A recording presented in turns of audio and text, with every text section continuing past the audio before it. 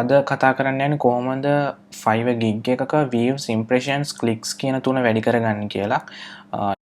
ඉතින් ඒකට මුලින්ම ඕන වෙන්නේ Fiverr Gig එකේ URL එක. මෙහෙම Fiverr website එකට ගියාට පස්සේ මම පෙන්නන්නම් කොහොමද URL එක copy කරගන්නේ කියලා. මේ විදිහට graphic designing, logo designing gig එකකට ගිහිල්ලා ඊට පස්සේ අපිට මෙතන gig එක open කරගත්තට පස්සේ මෙතන තමයි URL එක පෙන්වන්නේ.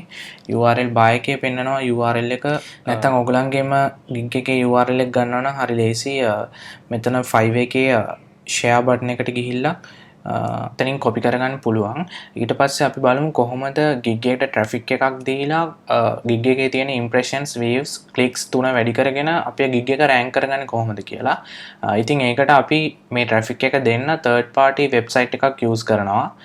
අපි website එකට ගිහිල්ලා බලමු කොහොමද කියලා. ඒකට අලුතෙන් tab එකක් open කරලා මෙතන URL bar එකේ type කරන්න www.zclicks.com කියලා. ඒක type කරාට පස්සේ මේ වගේ window එකක් open වෙයි. මේ වගේ website එකකට redirect වෙනවා. ඊට පස්සේ මෙතනින් get started දෙන්න ඕනේ. ඊට පස්සේ get started වුණාට පස්සේ මෙතනින් login වෙන්න කියලා ඔයගලන්ට මේ වගේ form එකක් එනවා. ඒ form එක log වෙන්න පුළුවන් already account එකක් තියෙනවා නම්. නැත්නම් මෙතනින් register වෙන්න ඕනේ මේ website එකට. register වෙද්දී මුලින්ම අපිට පේනවා මෙතන please fill the following information in order to approve your account.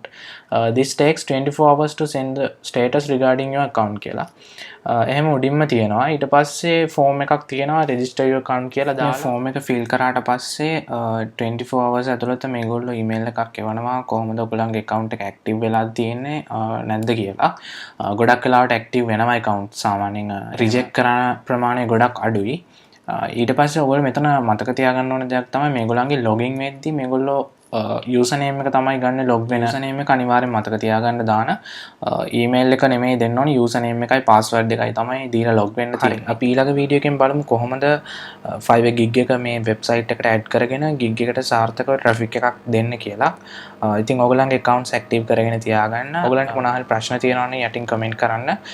Video එක වටිනවා කියලා හිතනවා නම් share කරන්න. අපි ඊළඟ වීඩියෝ එකෙන් හමු.